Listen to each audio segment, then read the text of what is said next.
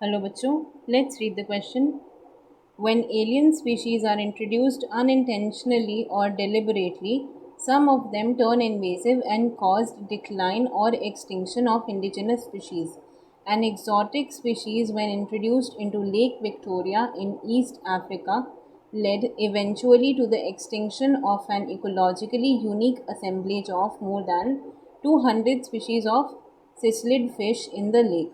The environmental damage is caused and threat is posed to our native species by invasive weed species like carrot grass, parthenium, lantana, and water hyacinth ecornia.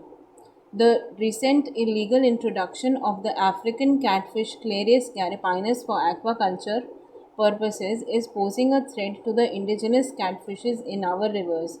Which one of the following pair of organisms are exotic species introduced in India? देखिए यहाँ पे इस question में हमें ये बताया गया है कि जब भी कोई एलियन स्पीशीज़ को किसी रीज़न की वजह से इंट्रोड्यूस किया जाता है किसी इन्वायरमेंट में, तो उससे वो क्या हो जाते हैं, इन्वेजिव हो जाते हैं, और जो उस जगह की अपनी जो स्पीशीज़ होती हैं उन्हें ख़त्म करने लगते हैं या उनके डिक्लाइन का रीज़न हो जाते हैं। और यहाँ पे कुछ एग्जांपल्स दिए गए हैं, जैसे कि एक एग्जॉटिक स्पीशीज़, एक फ़िश थी नाइल पर्च, उसकी एग्जॉटिक स्पीशीज़ इंट्रोड्यूस की गई थी लेक विक्टोरिया में, ईस्ट अफ्रीका के लेक विक्टोरिया में।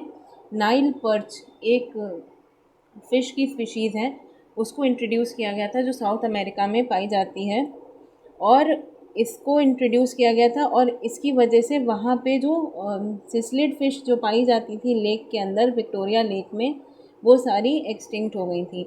जो इन्वायरमेंट, और इसके अलावा और भी एग्जांपल्स दिए गए हैं, जैसे कि जो कैरेट ग्रास इंडिया में इंट्रोड्यूस की गई थी वो भी कैसी हुई, वो भी अल्टीमेटली इन्वेजिव हो गई, जिसको हम पार्थेनियम कहते हैं। लैंटना और वाटर हाइसियंथ को इंट्रोड्यूस किया गया था उसके ब्यूटीफुल फ्लावर्स की वजह से, ये भी कैसी हो गई, इन्वेजिव हो गई, क्योंकि इसने सारा जो पॉन्ड से ऑक्सीजन कंटेंट है वो खींच लिया, और जो फिशेज़ हैं वहाँ की पॉन्ड की वो एक्सटिंक्ट हो गई।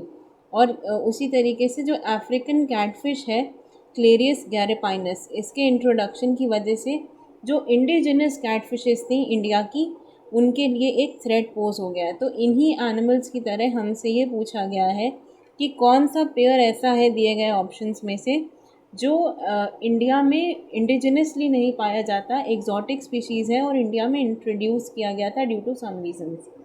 तो यहाँ पे की कॉन्सेप्ट क्या हो जाएगा,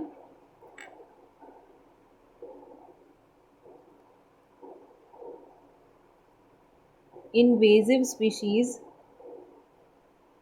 invasive and exotic species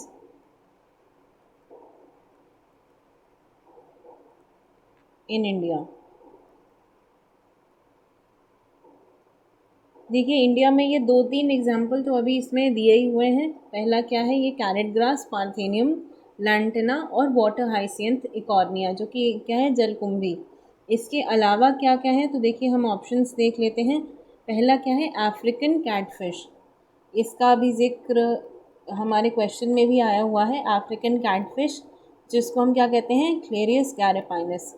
तो अफ्रीकन कैटफिश इंडिया में इंट्रोड्यूस की गई थी, ये बात बिल्कुल सही है।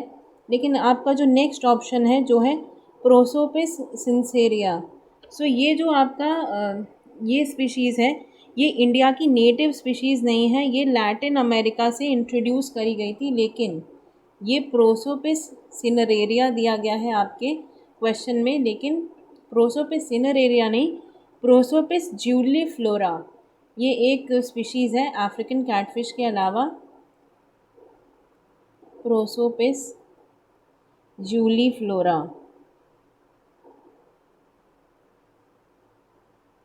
ये इंट्रोड्यूस की गई थी इंडिया के अंदर। इसके तर्ज पे, यानी प्रोसोपिस सिंसेरेरिया के बेसिस पे, उसके एग्जाम्पल पे, जब लोगों ने ये रियलाइज़ किया कि ये जो है ये एक स्लो ग्रोइंग प्लांट स्पीशीज़ है, तो उसके तर्ज पे यहाँ पर प्रोसोपिस जूलीफ्लोरा को इंट्रोड्यूस किया गया था, ना कि प्रोसोपिस सिनरेरिया को। तो ये आपका गलत हो जाएगा। इसके बाद देखिए नेक्स्ट है आपका लैंटेना कमारा एंड वाटर हाइसिंथ। तो अभी हमने क्वेश्चन में देखा कि वाटर हाइसियंथ तो सही है, वाटर हाइसियंथ इंडिया में इंट्रोड्यूस किया गया था। वाटर हाइसियंथ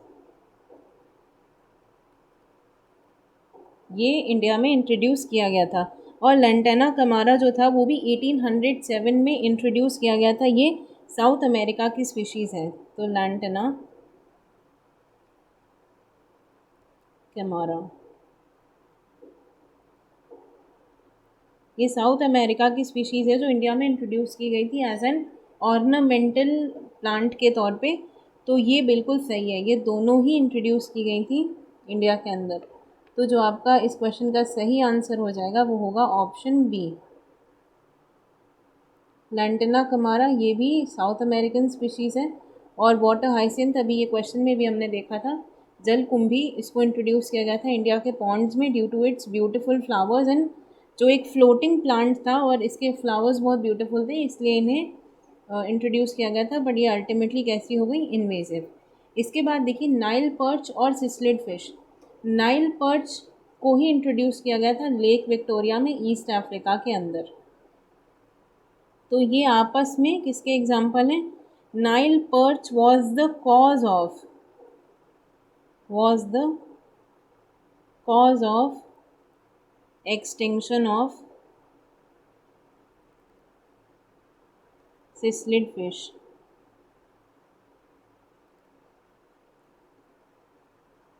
तो ये इन्वेजिव स्पीशीज़ इंटरैक्शन का एग्जाम्पल है, जहाँ पर नाइल पर्च जो है उनके एग्जिस्टेंस ने सिस्लिड फिश को एक्सटिंक्ट कर दिया। तो ये भी आपका गलत हो जाएगा। इसके बाद देखिए नेक्स्ट है फिकस रिलीजियोसा और टेक्टोना ग्रांडिस। तो फिकस रिलीजियोसा जो है ये आपका पीपल का पेड़ होता है।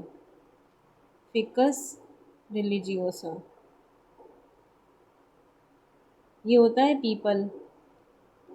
ये इंडिया की इंडिजिनस स्पीशीज़ है, तो इसको कोई ज़रूर, ये एग्जॉटिक स्पीशीज़ नहीं है। और दूसरा क्या है आपका, टेक्टोना ग्रांडिस।